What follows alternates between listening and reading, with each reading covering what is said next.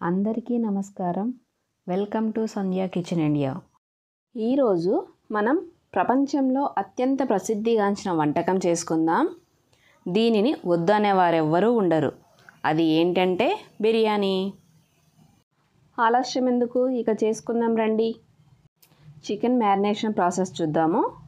నేను ఇప్పుడు చూపిస్తున్న కొలతలు: 2.5 kg చికెన్కి 3 టేబుల్ స్పూన్ల ఉప్పు, 3 టేబుల్ స్పూన్ల కారం, 1 టేబుల్ స్పూన్ పసుపు, 1 టేబుల్ స్పూన్ జీరా పౌడర్, 2 టేబుల్ స్పూన్ల ధనియా powder, 1 table spoon garam masala, 4 table స్పూన్ల అల్లం వెల్లుల్లి పేస్ట్, 1 నిమ్మకాయ రసం, 1.5 కప్పు పెరుగు, 1 టేబుల్ స్పూన్ నెయ్యి వేసి మసాలాలంతటిని 2-3 నిమిషాల పాటు బాగా మిక్స్ చేసుకొని మనం 2-3 సార్లు కడిగి పెట్టుకున్న చికెన్ని వేసి మసాలా ముక్కలకంతా బాగా పట్టే రకంగా కనీసం 5 నుండి 10 నిమిషాల పాటు బాగా కలపాలి. ఇలా కలిపి పెట్టుకున్న చికెన్ని 2 గంటల పాటు పక్కన ఉంచుకోవాలి. కుదిరితే ఇంకా ఎక్కువసేపు ఉంచుకున్నా పర్లేదు. కనీసం 2 గంటలైనా చికెన్ ముక్కలు మసాలాలో ఊరితే మసాలా అంతా ముక్కల్లోకి బాగా ఇంకి బిర్యానీ మరింత రుచిగా ఉంటుంది. మనం మిగతా కార్యక్రమంలోకి వెళ్దాం రండి. 1/2 కిలో ఉల్లిపాయలని తీసుకొని పొడవుగా కట్ చేసి పెట్టుకోవాలి. బిర్యానీలోకి ఉల్లిపాయలు కొంచెం ఎక్కువగా వేసుకుంటేనే బాగుంటుంది. 1/2 కిలో టమోటాలని కూడా కట్ చేసి పెట్టుకుందాం. మూత సీల్ వేసుకోవడానికి గోధుమ పిండిని కానీ మైదా పిండిని కానీ కలిపి పెట్టుకుందాం. 2.5 kg చికెన్ తీసుకున్నాం కదా, మనం ఇప్పుడు 2.5 kg బాస్మతి రైస్ని తీసుకొని కడిగి కనీసం గంట నుండి గంట పాటు నానబెట్టుకోవాలి. పాత బాస్మతి రైస్ అయితే బిర్యానీకి చాలా బాగుంటాయండి. ఇప్పుడు రైస్ ఉడికించుకోవడానికి ఎసురు పెట్టుకుందాం. 5 లీటర్ల వరకు నీళ్ళను పోసుకొని 1 టీ స్పూన్ నెయ్యి వేసుకోవాలి. నెయ్యి వేయటం వలన రైస్ ఒకదానికొకటి అంటుకోకుండా పొడి పొడిగా వస్తుంది. 4-5 లవంగాలు, 1 ఇంచు దాల్చిన చెక్క, 3 బిర్యానీ ఆకులు, 3 యాలకులు, 4-5 టేబుల్ స్పూన్ల ఉప్పు వేసి మూత మూసి ఎసురు కాంచుకోవాలి.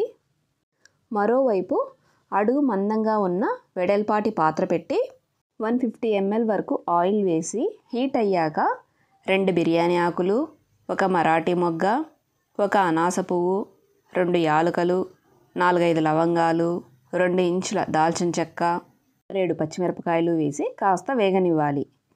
పచ్చిమిర్చి కాస్త వేగాక కట్ చేసి పెట్టుకున్న ఉల్లిపాయలు వేసి బాగా వేగనివ్వాలి. ఉల్లిపాయలు ఎంత బాగా వేగితే బిర్యానీకి అంత రుచి వస్తుంది. ఉల్లిపాయలు కలర్ చేంజ్ అయ్యాయి కదా, ఇప్పుడు 1 టేబుల్ స్పూన్ అల్లం వెల్లుల్లి పేస్ట్ వేసి వేగనివ్వాలి. అల్లం వెల్లుల్లి పేస్ట్ మనం ముందు చికెన్ మ్యారినేషన్లో వేసుకున్నాం కదా, ఇక్కడ జస్ట్ కొంచెం ఫ్లేవర్ కోసం వేసాను. అల్లం వెల్లుల్లి పేస్ట్ పచ్చివాసన పోయాక 1/2 కప్పు మెంతాకులు, 1/2 కప్పు పుదీనా, 1 కప్పు కొత్తిమీర వేసి బాగా వేగనివ్వాలి. కొత్తిమీర బాగా మగ్గాక కట్ చేసి పెట్టుకున్న టమోటా ముక్కలు వేసి 2 నిమిషాల పాటు మగ్గించుకోవాలి. ఇప్పుడు మనం మ్యారినేట్ చేసి పెట్టుకున్న చికెన్ని వేసి బాగా కలుపుతూ 10 నిమిషాల పాటు హై ఫ్లేమ్లో మగ్గించుకోవాలి. 10 నిమిషాల తర్వాత మూత మూసి మంటని మీడియం ఫ్లేమ్లో పెట్టి మరో 10 నిమిషాలు చికెన్ని మగ్గనిద్దాం. మేము సరదాగా బయట వంట చేస్తున్నామండి. రోజు ఇంట్లో వంట చేసి బోర్ కొడుతుంటే ఇలా బయట పెట్టుకున్నా. 10 మినిట్స్ తర్వాత చూడండి, చికెన్లో నీరంతా బాగా ఊరాయి కదా. చికెన్ 80% ఉడికింది అనుకున్నాక మనం మరోవైపు ఎసురు పెట్టుకున్నాం కదా, అందులోకి రైస్ వేసి ఉడికించుకుందాం. రైస్ ఉడికేలోపు చికెన్ ఇంకొంచెం ఉడుకుతుంది కదా. రైస్ వేసాక ఒకసారి ఉప్పు చెక్ చేసుకొని అవసరమైతే ఇప్పుడే మరికొంచెం వేసి కలపండి. లేదంటే మళ్ళీ మనం ఎలా కలిపినా రైస్కి పట్టుకోదు. ఉప్పు సరిపోకపోతే బిర్యానీ అస్సలు రుచి ఉండదండి. కాబట్టి రైస్ ఉడికేటప్పుడే ఒకసారి చెక్ చేసి వేసుకోండి. రైస్ 60% ఉడికితే చాలు, మిగిలిన 40% చికెన్తో పాటు దమ్ అయ్యి ఉడికిపోతుంది. ఇలా 60% ఉడికిన రైస్ని వాటర్ వంపేసి చికెన్లో వేసుకోవాలి.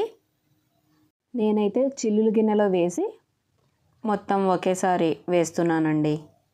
రైస్ మొత్తంని ఈక్వల్గా పరిచి 4-5 టేబుల్ స్పూన్ల నెయ్యిని అక్కడక్కడ వేసుకొని రెడ్ ఫుడ్ కలర్ని, ఎల్లో ఫుడ్ కలర్ని కొంచెం వాటర్లో కలిపి చిలకరించుకోవాలి. ఇక దమ్ వేసుకుందాం. మనం తడిపి పెట్టుకున్న గోధుమ పిండి ఉంది కదా, దానిని పాత్ర అంచుల చుట్టూ అంటించి మూత మూసి గట్టిగా ప్రెస్ చేసి పైన బరువు పెట్టుకోవాలి. ఆవిరి ఎక్కడా లీక్ కాకుండా. మంటని లో ఫ్లేమ్లో పెట్టి 20 నిమిషాల పాటు దమ్ వేసుకోవాలి. స్టవ్ ఆఫ్ చేశాక కూడా మరో 15 నిమిషాల పాటు అలాగే వదిలేయండి, వెంటనే మూత ఓపెన్ చేయకుండా. ఇప్పుడు మూత తీసి చూద్దాం రండి. కలర్ఫుల్గా ఉంది కదా, బిర్యానీ వాసన మాత్రం గుమగుమలాడుతుందండి. ఒక వైపు నుండి తీసి కలుపుకుంటూ సర్వ్ చేసుకోవటమే. అంతే అండి, చికెన్ దమ్ బిర్యానీ రెడీ. ఈ బిర్యానీని మిర్చి కసాలంతో కానీ పెరుగు చట్నీతో కానీ తింటే సూపర్ అండి. మిర్చి కసాలన్ ఎలా చేయాలో కింద డిస్క్రిప్షన్లో లింక్ ఉంటుంది చూడండి. Thanks for watching my video. Please like, share and subscribe to my channel. Thank you.